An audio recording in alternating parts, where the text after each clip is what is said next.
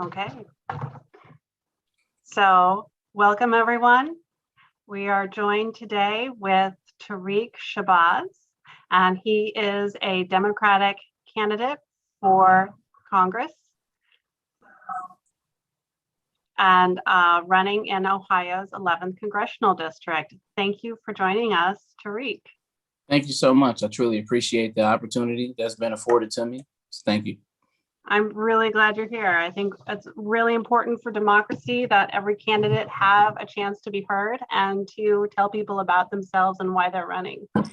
So for everyone joining us tonight who may not be familiar with the Cleveland Heights Progressives, the Cleveland Heights Progressives, we are a volunteer activist organization in Cleveland Heights, Ohio, and we are working to bring about progressive political change in our area.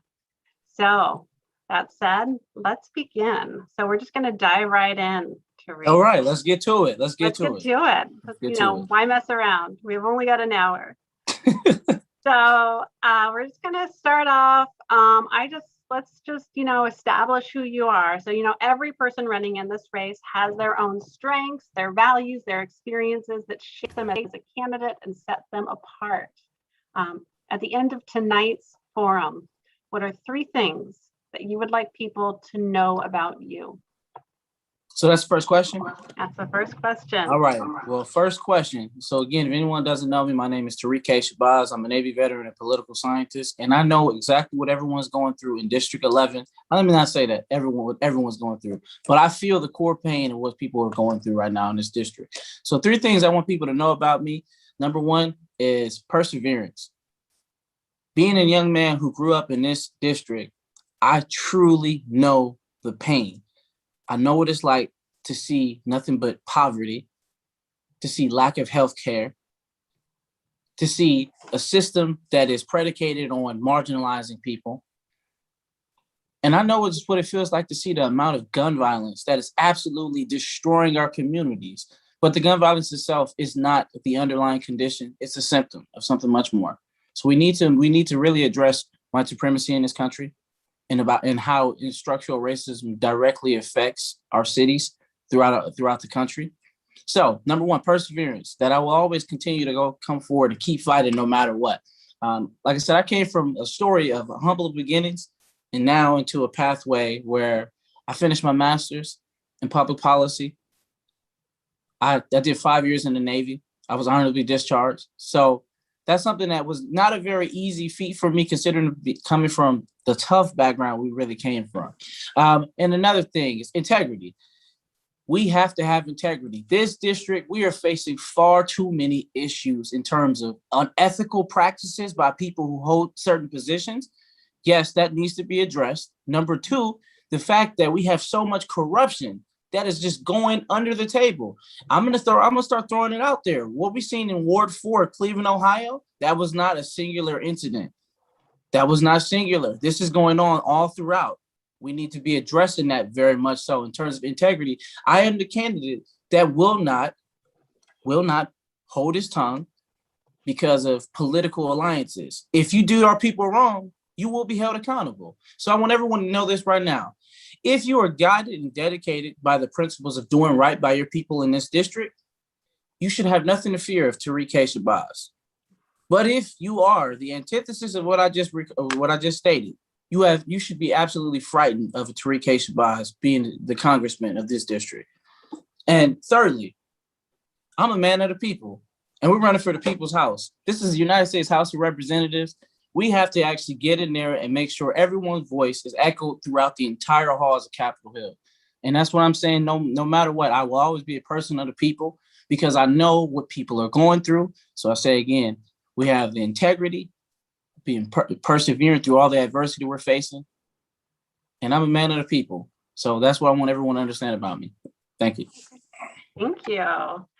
So speaking about making your way to Congress, as you said, our nation is facing so many crises right now, so many problems that need remedies that it can be hard to figure out what should be done first.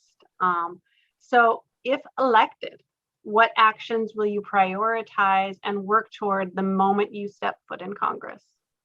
Okay, so first I want everyone to understand there's a myriad of issues that will be addressed as the congressman. It's not going to be specifically two or three things. But in terms of my legislative priority, one of the biggest things that I think we need to be addressing right now is number one, if we're going to say we're truly progressive, the progressive platform, we must be adopting accountability and restitution for what this country has done to people who have descended from slavery. So I will be the advocate for reparations out of District 11, and I'm taking that pledge. I urge every other candidate in this race to take that pledge. Will you be an advocate for reparations as a candidate and becoming the next Congress member?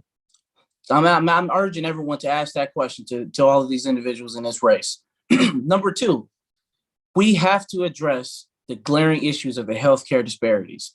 So right now, I want everyone to know this, that I will advocate for Medicare for all. No individual's financial status should be the reason why they don't have an ability to live. That is absolutely reprehensible. It is horrid. That is a policy decision. We must end these things that are occurring that are absolutely creating a detriment for our people. Number three, it is time to end the prison pipeline.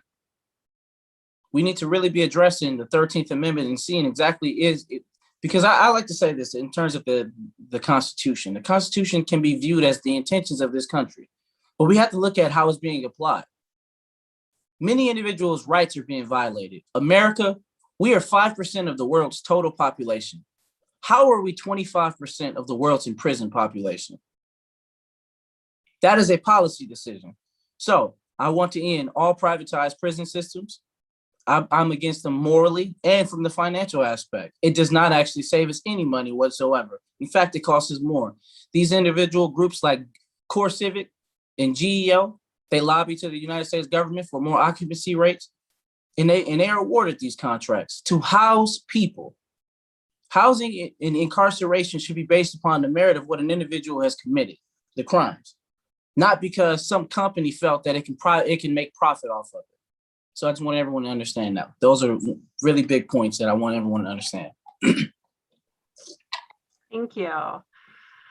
So I'm gonna, because I'm the one doing the questioning, I'm going to, when we start to get into specific issues, I'm prioritizing the issue that's near and dear to my heart and means the most to me. Okay. With each passing season, we see more and more evidence that the climate crisis is not something we are trying to prevent from happening in the future, but rather that it is here. It's happening now, it's real, and it's only getting worse and quickly. What should the United States be doing about it? And how, if you are elected, will you help make that happen? Okay, so this is one of the parts where some people, depending on where they fall on the political spectrum, where we have large disagreements on. Okay, America, it is not radical to say that we need to be investing into entire infrastructure changes to prepare our world for a place where we actually, so it's safe for our children and our children's children. That is not radical. What is radical is having so many people live in conditions where the environment is actually detrimental to them. Where we have in Cleveland, Ohio, where we have lead safe initiatives because there's so much lead deposits in our community. So much things have been constructed due to man-made or human errors or decisions. So I do believe in the principles of the Green New Deal. So for anybody who actually disagrees with that, I mean, I can't understand why. I mean, because at the end of the day, the decisions that are being made right now by many of the individuals on Capitol Hill, they won't have to live long enough to actually see what we have to do to fix it. And it's unfortunate that I'm saying it in that manner, but it's ridiculous that we're not even talking about adopting these principles of actually moving away from the level of fossil fuels that we have. America, we produce the highest amount of pollution and whatnot throughout the world. We need to be addressing those things. So as Congressman, I will adopt into practices that align with the Green New Deal in terms of moving away from the amount of fossil fuels. But even again, we must still address equity in that process to ensure that individuals who are moving out of the field that we're segueing away from, that they have the ability to actually still gain some form of employment, and still that their life doesn't actually get completely disrupted in that change. So I do believe in those things specifically. Thank you so much. You already touched on healthcare, but we're just gonna, I just really kind of want to push just how important of a topic it is. Okay. So brace yourself, because I'm going to throw a whole bunch of numbers at you. So okay, that's fine. So in 2019, the U.S. spent 3.8 trillion on healthcare, and this is an increase from 2018 of 4.6%, which is double the rate of inflation. At this rate, we are on track to spend about 50 to 55 trillion on healthcare over the next decade. In 2019, this accounted for 17.7% of our GDP, which is the largest share of GDP spent on healthcare and of any nation in the world. And yet it is estimated that around 90 million Americans are either uninsured or underinsured, that about 59% of all bankruptcies in America are due to medical debt, that each year in America, we lose between 30,000 to 70,000 lives simply because people could not afford healthcare. How can we fix this? And if you are elected, how will you work to make that happen? Again, as I stated previously, I will be an advocate for Medicare for all. Single payer coverage is something that we need to be looking at from definitely from a more national viewpoint. As I stated, no human being that is in this country should be too poor, or like I said, their financial status should not be aligned with whether or not that they have the ability to seek out healthcare.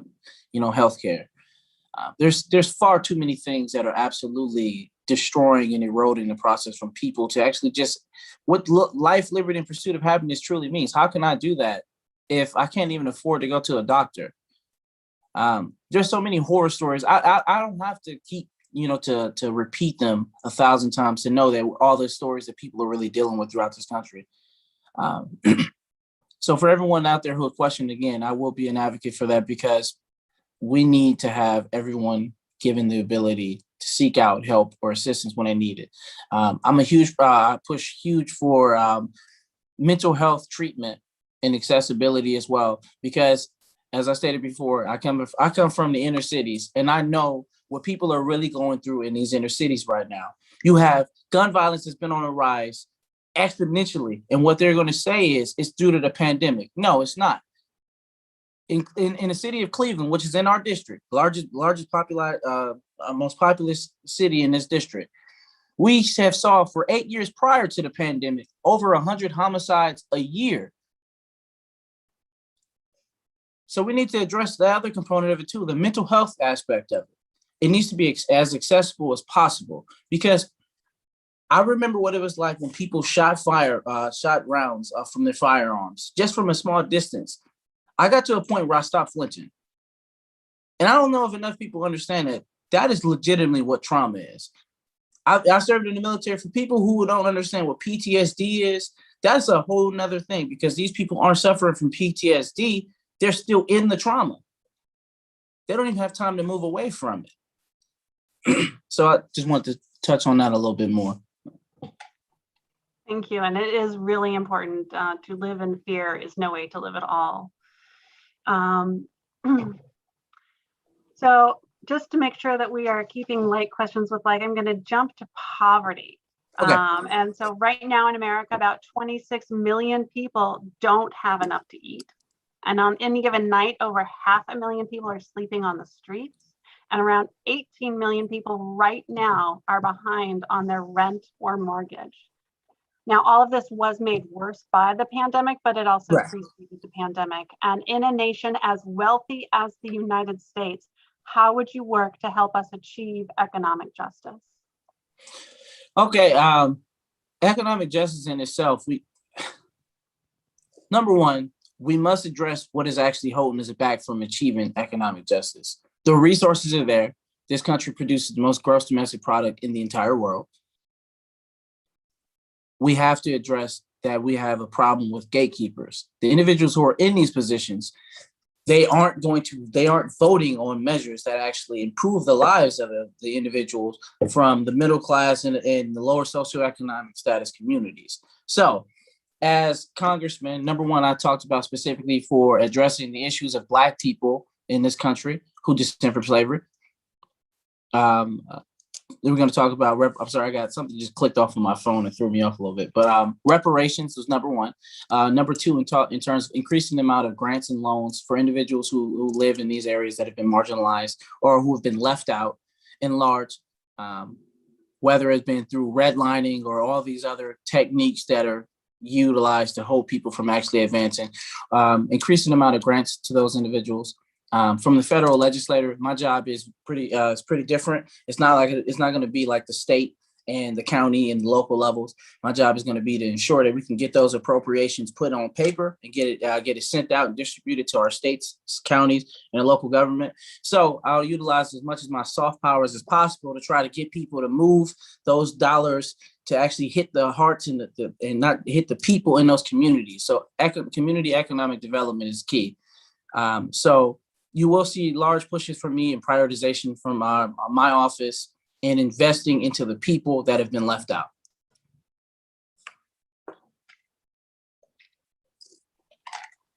So you mentioned economic development, which is a good segue to my next question.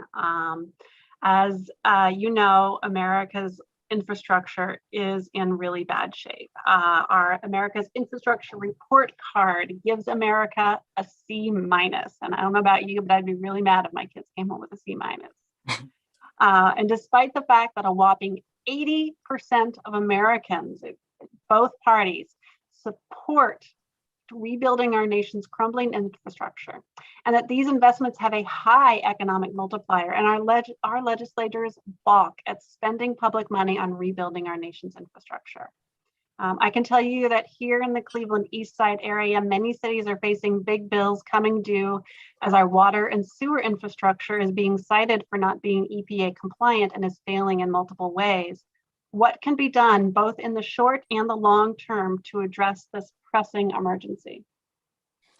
Well, number one, as stated from the U.S. Congress, we have a huge responsibility ensuring that we're taking care of our cities and our states that are dealing with these debilitating issues in terms of infrastructure.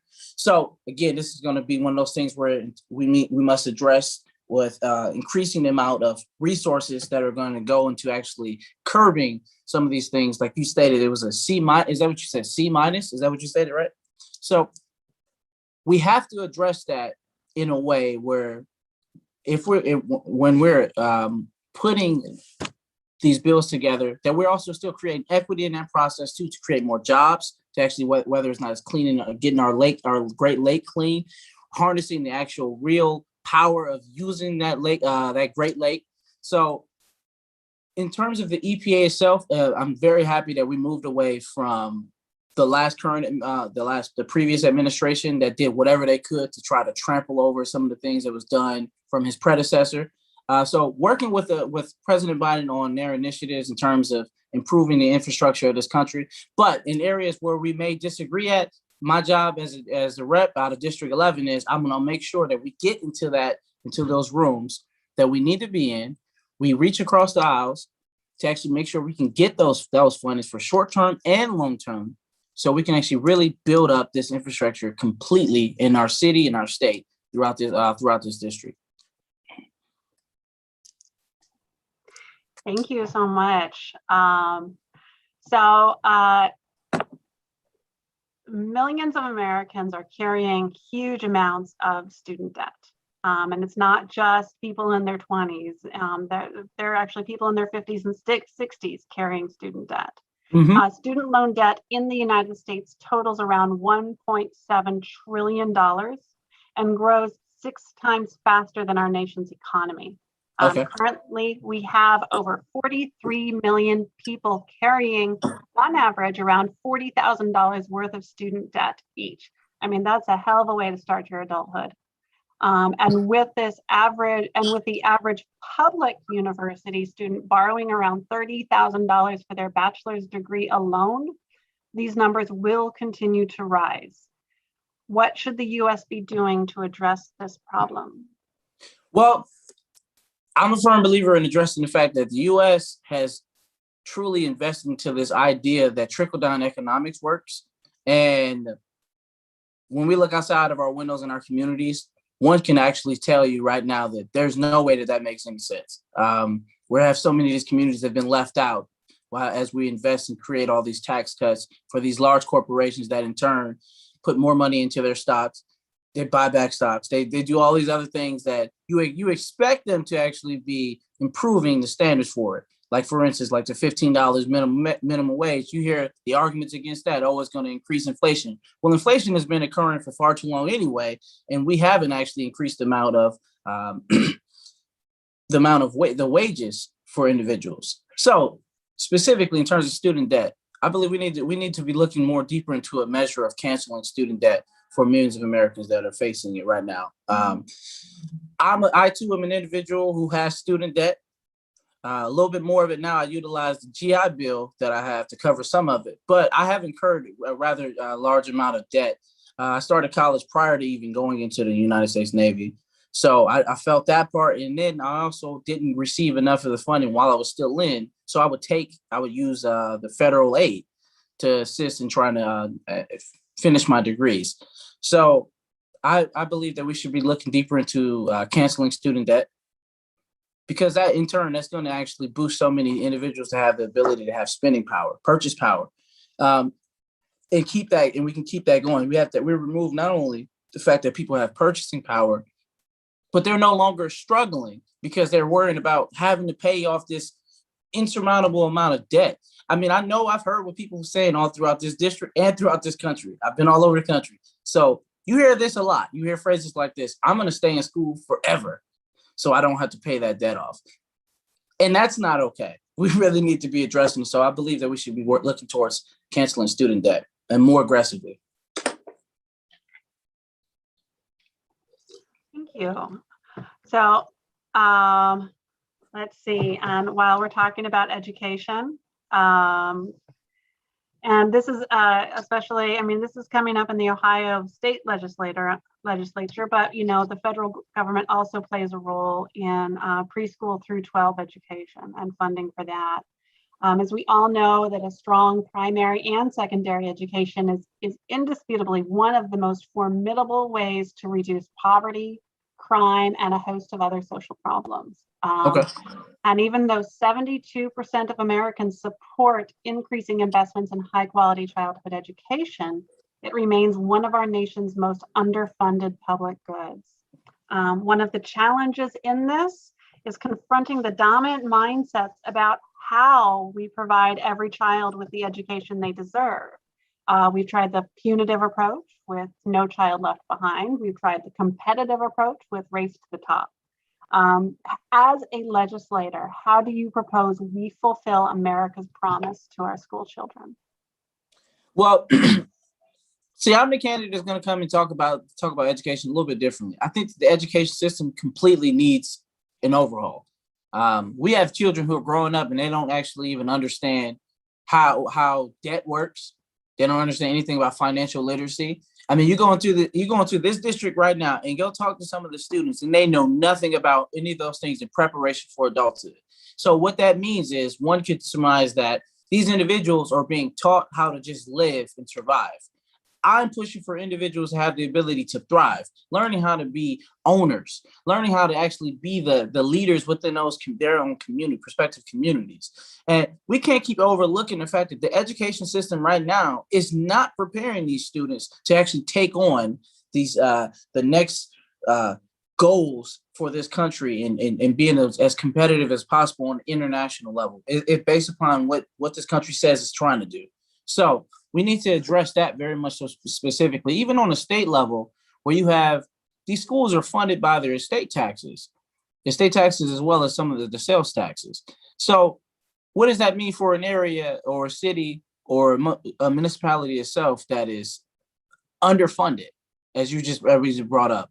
Well, that means that now we have two types of education then, where we have the haves and the have-nots. And I know what it feels like to grow up in a school system where it feels like you were part of the have-nots. I feel like I didn't learn much of the things that I needed for life.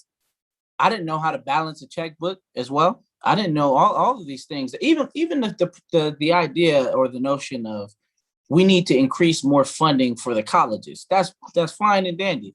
But what does any of that mean to a student who's 17 or 18 years old and their parent doesn't actually even understand this process? And someone says to you, hey, here's this master promissory note of X amount of thousands of dollars, and this is a variable rate of this and this and that. You know what all I see if I'm a kid who's just trying to get out of the hood?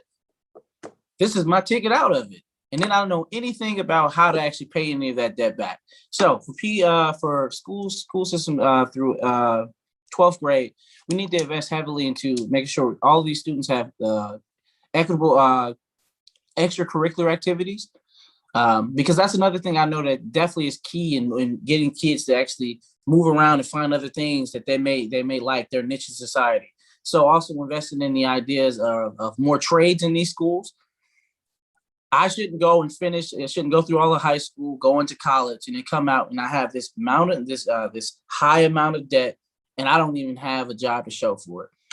I'm gonna tell you something specifically about that people don't know about me. So as I was finishing my master's in public policy, I had worked very well. So I worked in the Navy as an aviation electronics technician. So I worked primarily in the technical rate on radar. I got out of the Navy after finishing degrees and applied to jobs. And I had a job tell me that was doing the same thing I did in the Navy. I was underqualified. So what does that mean?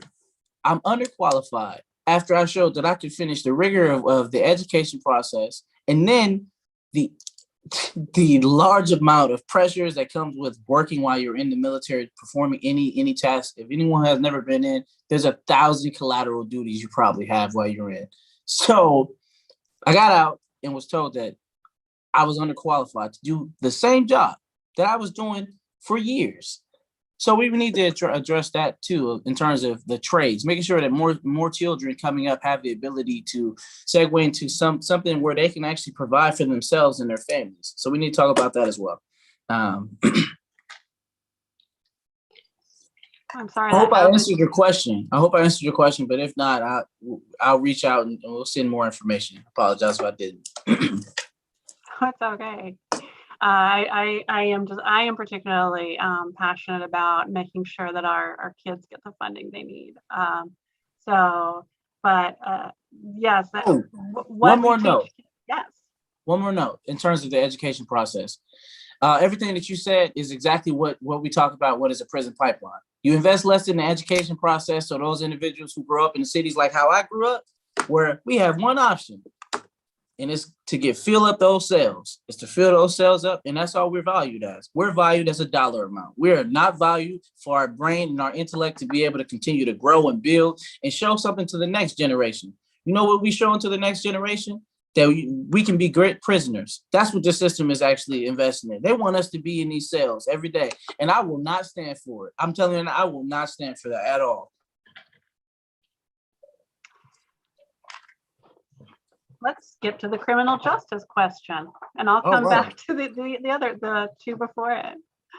So, as you know, the House of Representatives recently passed the George Floyd Justice in Policing Act, which, if passed in the Senate and signed into law by President Biden, would, among other things, ban such controversial police tactics and ease the way for lawsuits against officers who violate citizens' constitutional rights.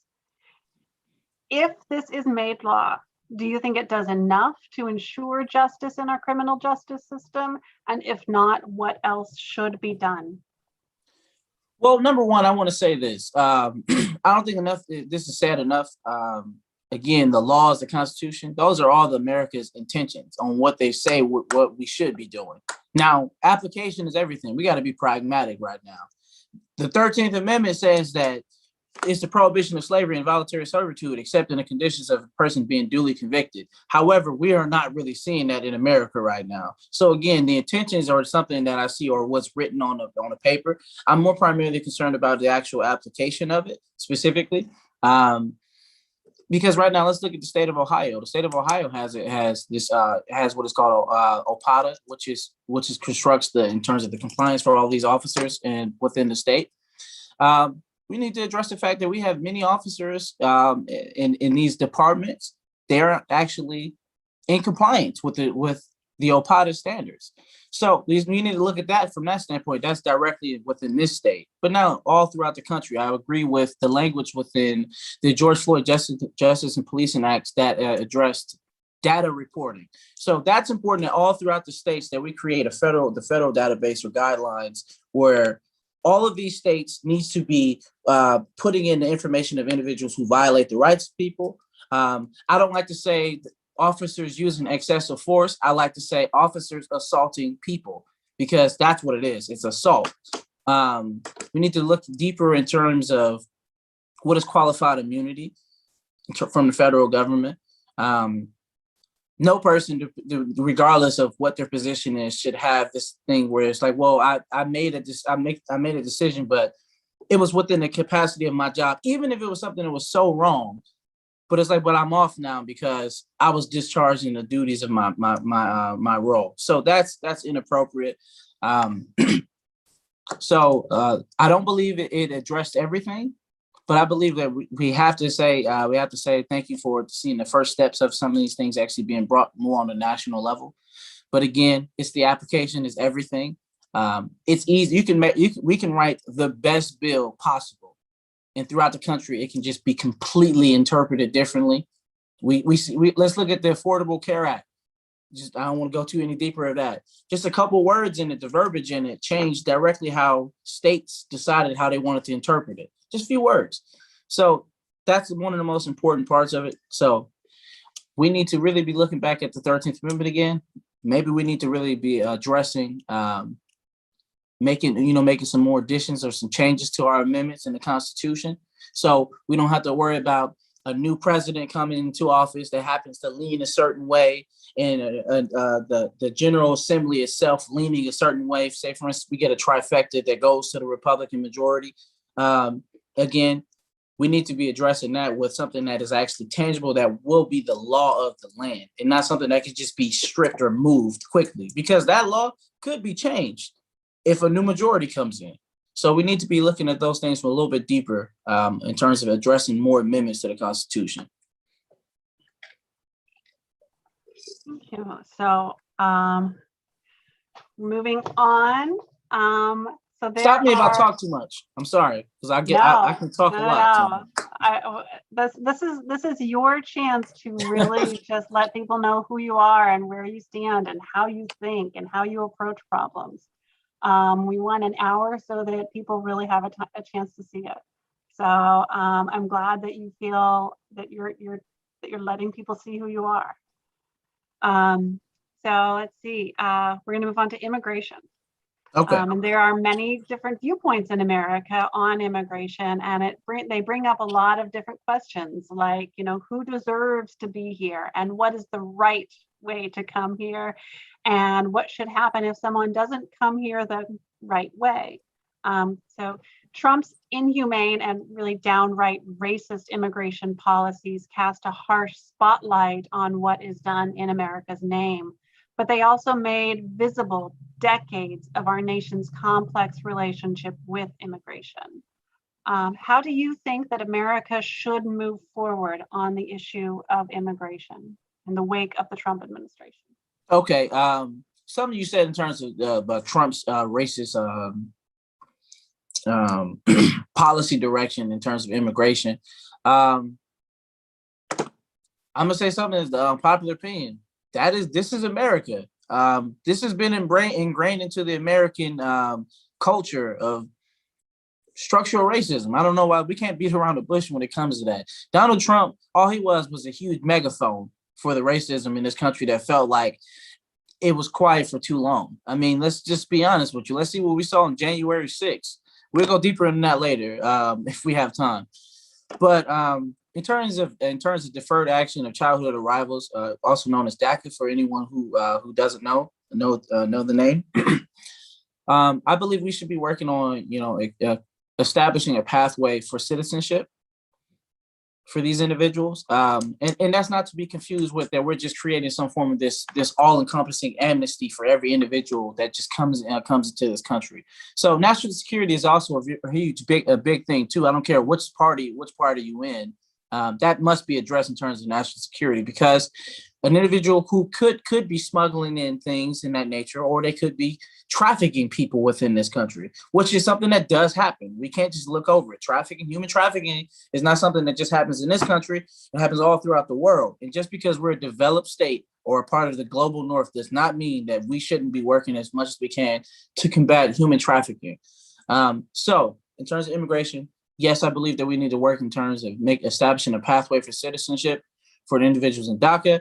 We also need to work to build, more nation building exercises for our countries that are close in proximity to this nation, to ensure that we create a standard so more individuals aren't coming and rushing from their country and seeking asylum, and that from that standpoint as well. So increasing the amount of our nation building exercises, so we actually promote a harmonious environment for the states that we work in conjunction with, that these individuals are seeking asylum from in that situation. So we must address that too. I love that, because we don't talk enough about the United States role in creating conditions in other countries in which people can't live. And therefore they flee their countries, and many come to America. So that being said, in our 2021 fiscal budget, the Defense Department comprised about 43% of the total discretionary budget. In 2019, the US spent more on national defense than the next 10 countries combined. And all this is happening at a time when we have millions of Americans struggling to get by. Our infrastructure is crumbling. We are in the midst of a growing climate crisis, and nothing is happening to address it. And so polls consistently show that a majority of voters support cutting the defense budget to pay for domestic needs. With all this in mind, if elected, would you support a reassessment of America's priorities that would include a sizable reduction in our military spending and presence abroad? This is something I actually hold near and dear to my heart, because if anybody sees, I wear my Navy flag on me everywhere I go. I think that this is really big. As a veteran, I have seen how much of our funds are being wasted in some aspects, and we gotta be honest about it. But very much so, specifically, this is something that needs to be addressed when we get into these committees. Like, for instance, the House Armed Services Committee, things in that nature. When as your next congressman, when I get into those committees, I will ask these tough questions. I will look deeper into their actual operational budget from the Department of Defense. Looking deeper into it to see, do we actually need to appropriate this X amount of dollars to go here and here? And I'm not going to play the games with some other people are going to play. People can't say to me that I don't love this country, I'm not a patriot. Well, I served this country for 5 years and I had that flag on me every day. So no one can ever tell me I don't. So that's something that, unlike some of my colleagues, that'll be a little more difficult for them to actually go in there and say, because of the optics itself. I have served, so I can pretty much walk into some of those rooms and say these things. Whether or not people may or may not agree with me, that's one thing. That's what my job is supposed to be at that point, is persuading people to look at things from a different perspective. That's what I want everyone to understand. The amount of money that is being appropriated for the Department of Defense, it's not enough to just say, because this is for the Defense Department, that we have to have it. So that's going to go deeper into all of the agencies specifically. Going exactly looking at these budgets and saying, do we actually need 10 billion here? Do we need the 20 billion here? Do we need this here? And that's something that it's not going to just be a one size fit all answer for everyone here who's watching this. That is not how that works on a federal level. It's not going to be just yes or no, done. We're talking about an extremely complex situation. We have interests all throughout the world, some of which we need to address. Do we need to still be in these places? Ending forever wars. I am completely against the fact that we're just going over into these countries every day of our life, of our year, because I want people to understand this. We just had a ship that did over 340 days out to sea without even seeing land. For anyone who's ever been on a ship, that is the absolute most dangerous thing to the mental well-being of the people in our service. Now, I understand completely. If we have to go and do these things throughout the world for something specific, and say, for instance, someone committed an office of provocation against this country, by all means, I understand. We got it. We have to do what we have to do. But we have to take care of our troops. We got 22 veterans committing suicide a day. I don't think that's talked about enough. 22 veterans commit suicide a day. So if we're going to say we're going to send our troops out to go to war for this country, the least we could do is take care of our troops. We have people who are literally dealing with so many of the debilitated services that's going on. We have reports coming out about our bases that are in one of the worst environmental statuses as possible. You got people who are living in homes where there's mold all throughout it. And I understand that we have a new department, we have a new Secretary of Defense. So I'm going to do what I can in terms of working with the Secretary of Defense and his office with trying to build up the best plans possible to improving the lives of our troops, as well as addressing how much of these funds that we need appropriated to go into these programs. Let's look at the F-35 program. Said it was a failure. That's a lot of our resources as a country that could have been appropriated in areas to address, like we talk about homelessness, addressing the education issues, like the cutbacks that's going on throughout the states, addressing so many things, because everyone likes to talk about how can we pay for it. No one ever questions that. How can we pay for some of the things that we're doing with our military budget? No one ever even questions that. And everyone is just going to vote yes, or they're going to vote yes because they feel that they're going to lose re-election. That's the only thing they're thinking about. I'm not that candidate. I'm not running here to be re-elected every 2 years. In fact, I don't believe any congressperson should be in office for more than 12 years on any seat. In the House, I think if you did 12 years in the House, you should be done. I'm taking that pledge as well. For anybody who doesn't understand that, after 12 years of being in the House, I will not serve in the House anymore. It's either I will go to the Senate or I'll find something else to do, period. And I think more people who are in this race need to actually take those pledges as well. If we really want to say we're about it, let's be about it.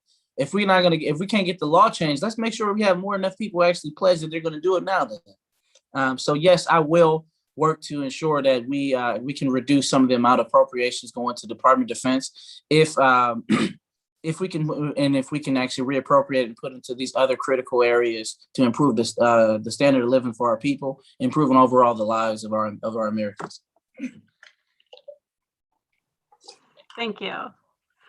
As you're talking, like all these topics kept popping into my head that if we have time, maybe I'll just throw some curveballs at you and see what you've got. Go to curveballs. Let's get it going. Well, we'll just go through the last questions that I have here. So we're going to shift more to, I just talked about these big global issues, and now we're going to go very personal. Okay.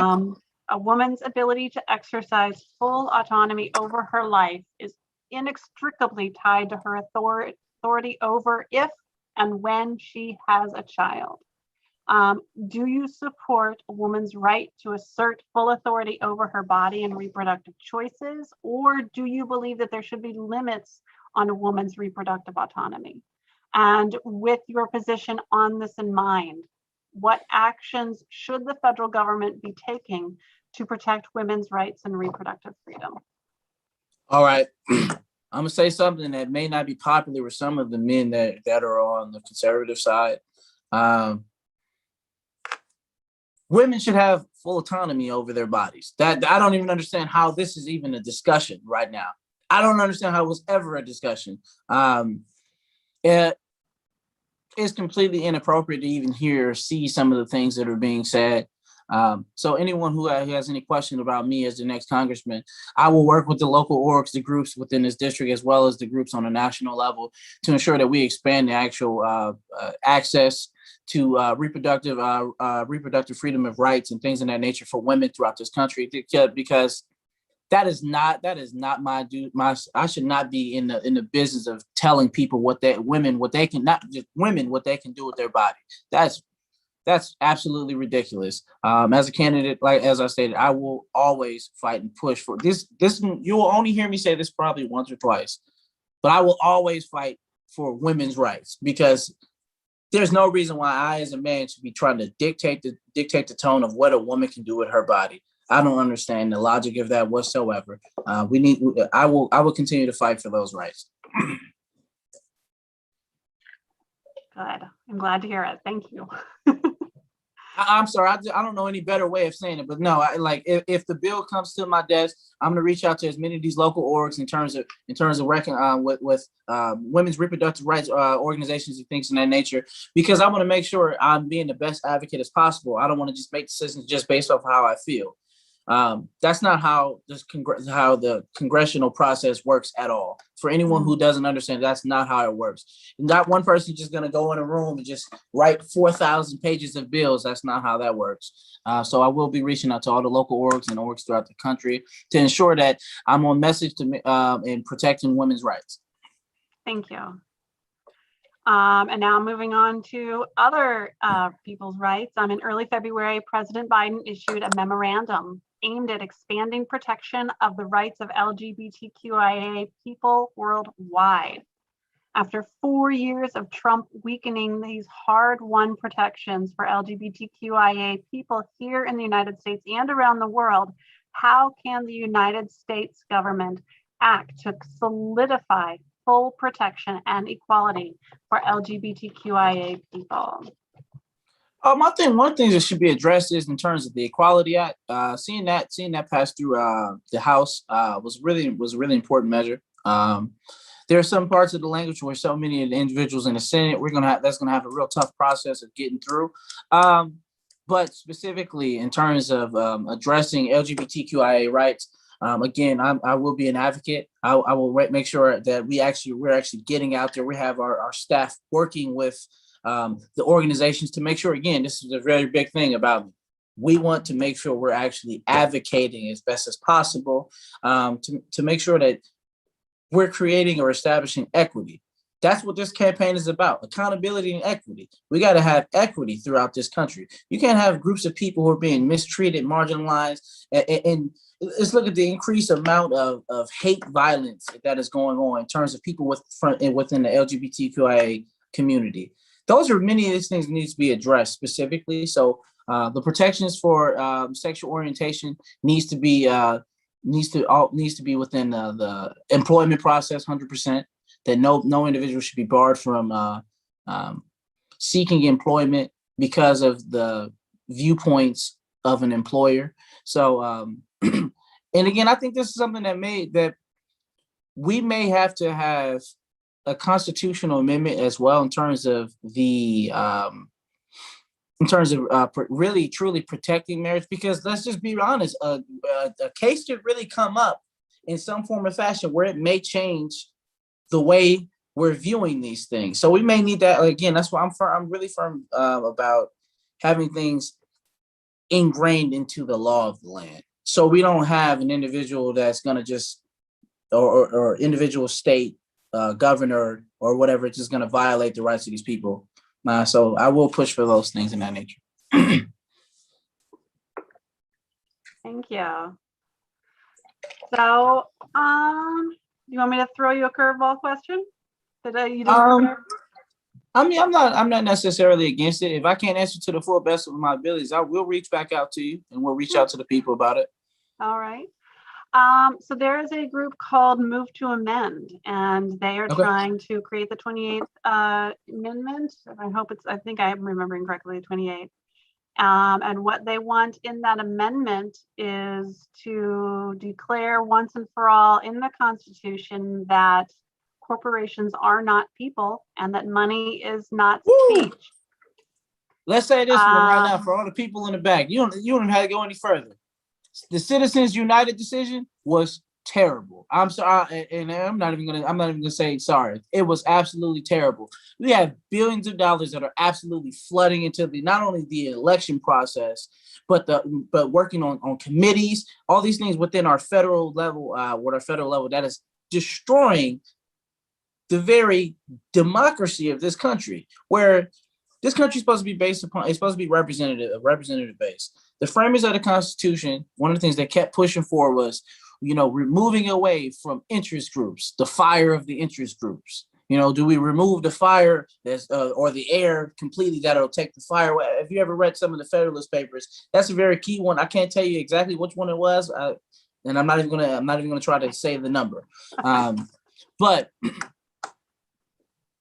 a central government was important to the framers because it removed us from the fear of interest groups controlling the governmental process throughout that. That will happen much more likely in the states.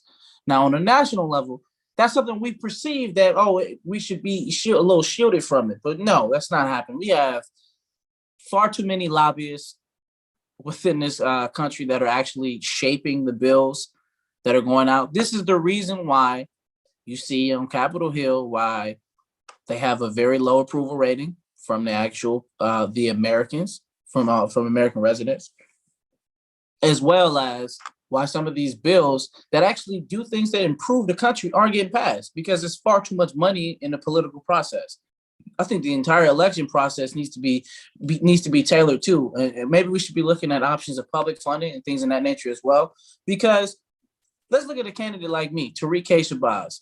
Who am I if I don't have $1 million in donations? No one doesn't care. Even if I could be talking about all the issues that truly affect the people within that district, because right now it's all driven by dollars.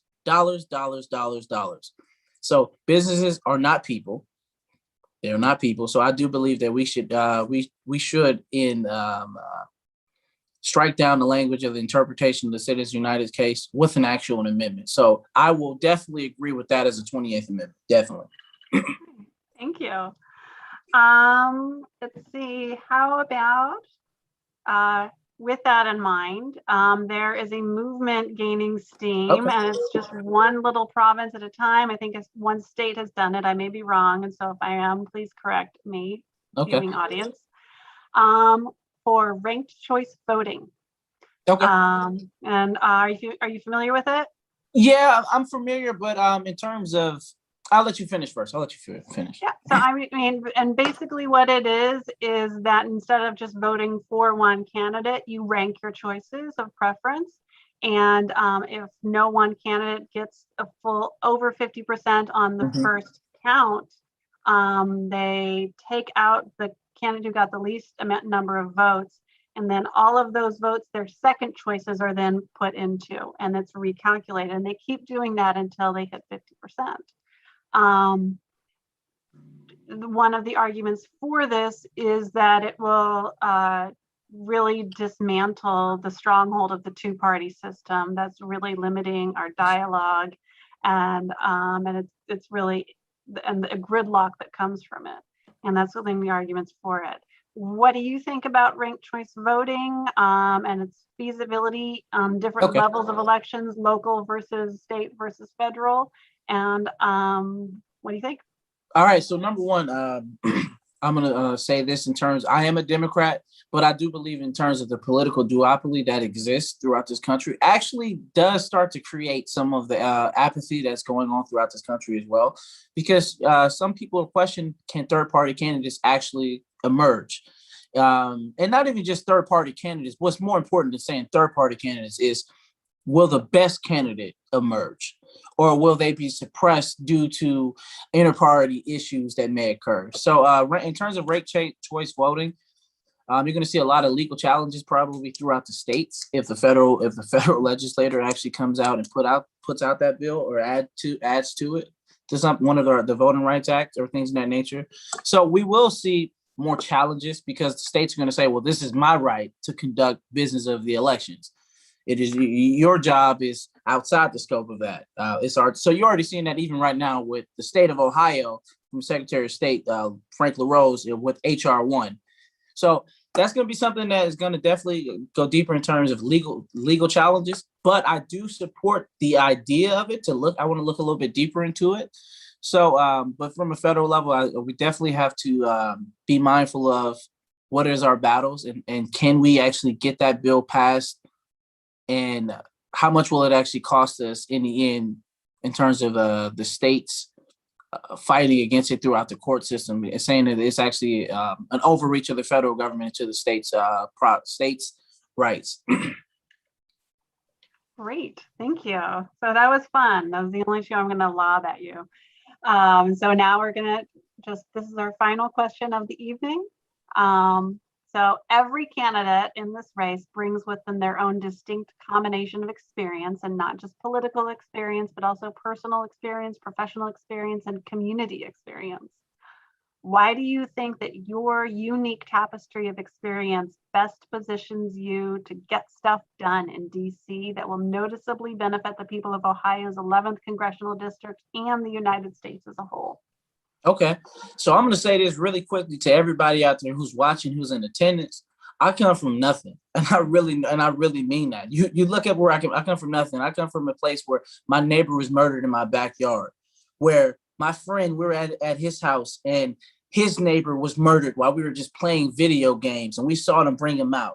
Like, I come from a place where we didn't have many opportunities, but when we actually saw the opportunity, we made it happen. When I got into the Navy, I graduated top of my class as an ATI. It's what you would call me. I rose to the ranks of an E5, which my title at that time was an AT2. So, but I've always been able to reach across to people who didn't necessarily think like me and still be able to produce. I can tell you this specifically. In 2016, I remember what it was like when Philando Castile was killed by the officer. I don't want to butcher his name, the officer, I have to find it, but specifically. But when the officer killed him, I'll never forget when I was actually at work the next day, and I heard so many of the varying viewpoints of people saying, well, all you got to do is just listen, comply, nothing will happen. And you know what I saw? I saw myself in that situation. I saw my own self in that situation. Other people didn't see that. And it made me so upset. So I spoke my piece. And one of the things that happened after that is we had to go right back to work after that. I had to work with these people right after that. So I want people to understand that regardless of what actually is being said or what actually being done, because I know right now in terms of the Republicans in the party, they say some things that I flat out disagree with on a large level, but that doesn't mean that I can't work and still at times when we need to reach across the aisle for bipartisanship, I can do that. I know how to put my boots on and get to work. That's something I did for years. Like I said, I served this country, and my life of public service did not end the day I was discharged honorably from the United States Navy. I'm asking everyone everyone within this district to allow me to continue my life of public service now as your congressman, running for the people's house. Because why? Because I'm a man of the people and I know what the people are going through. This is Tariq Shabazz. Everyone here can reach out at ShabazzForCongress.com. Go into our Twitter, Tariq_Shabazz_ or Shabazz for Ohio 11. Reach out to the Facebook page, Shabazz for Congress. Do whatever we can. Let's build together. This is our moment. I want everyone to understand this is our moment right now. Thank you. Thank you so much, Tariq. This was a great conversation. I loved learning more about you and where you stand on issues and how you think about them and how you come at them. This has been really enlightening. So thank you very much. And for everyone watching at home or at work or wherever it is that you're watching. This is Cleveland Heights Progressives, and we are hosting as many forums as we can with congressional candidates. So join us. Thank you, Tariq. Thank you.